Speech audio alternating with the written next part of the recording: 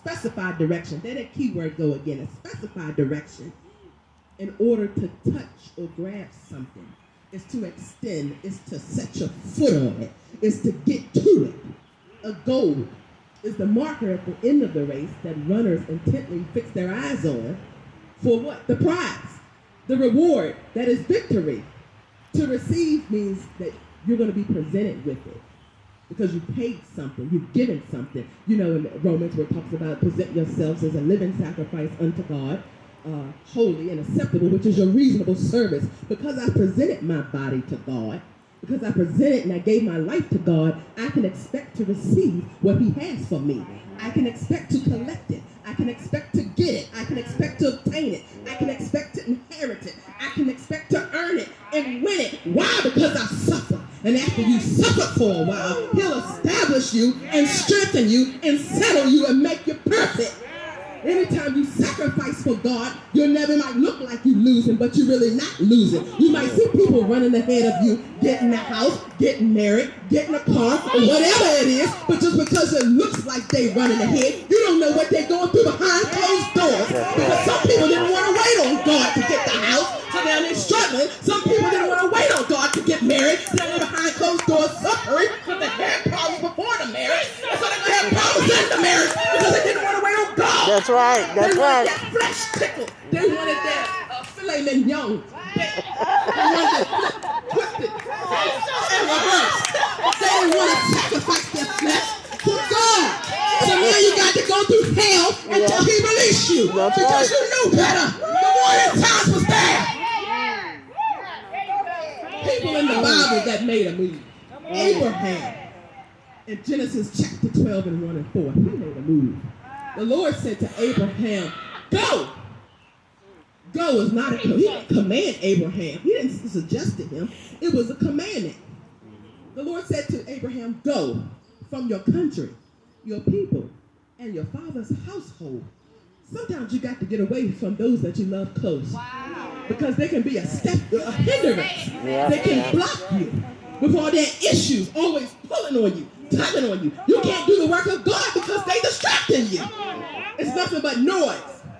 Abraham said, leave your family, leave your country, leave all that's familiar to a land that I will show you.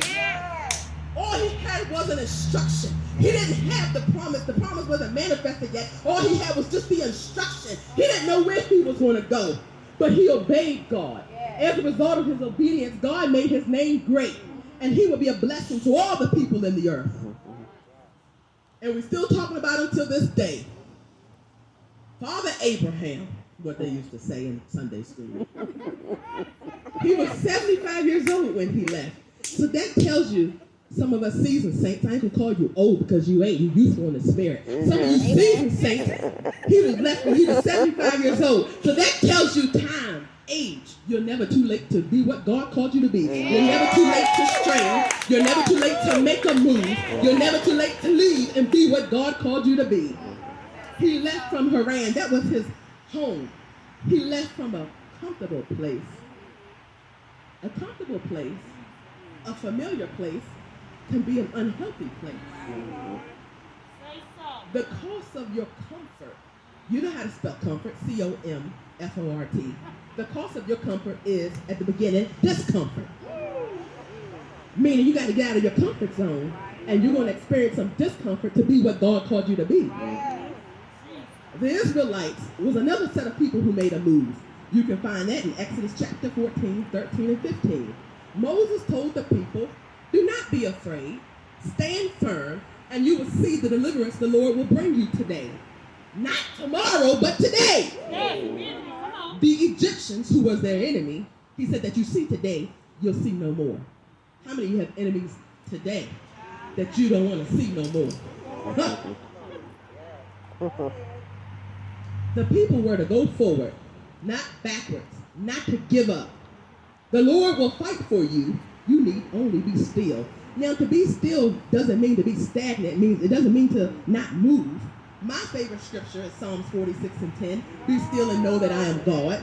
To be still means you got to quiet down. You got to hush. You got to stop talking sometimes. Sometimes you have too many inner voices in your head. That's yourself and that's the devil and other people. And you can't hear God because he ain't going to speak with all them voices speaking. And then you get confused. You got to have a peace about you. You got to have a calmness about you. And you got to know what? To be absolutely certain or sure about God.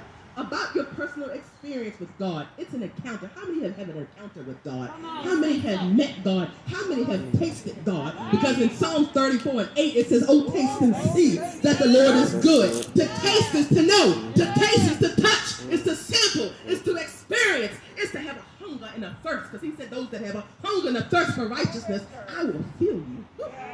To see is to be aware of through realization. Is to understand. Is to appreciate. If you're going to press, you have to press in with Jesus. You can't press in with nobody else. It has to be Jesus.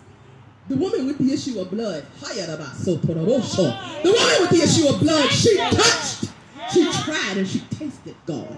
The Lord told Moses to stretch out your hand.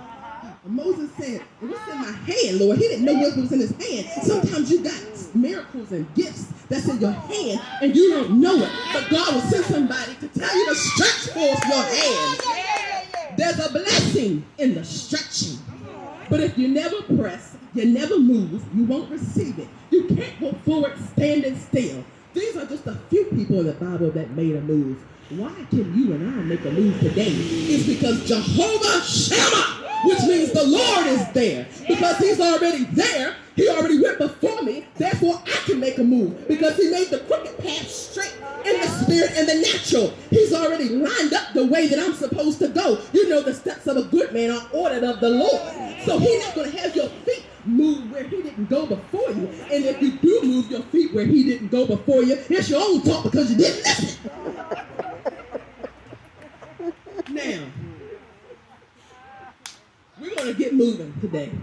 Well, you enjoyed your time sitting. But there's some special people in the house. Oh, you're special. But there's some special people that need their deliverance. Mom, I want you to come forward. I want you to come forward.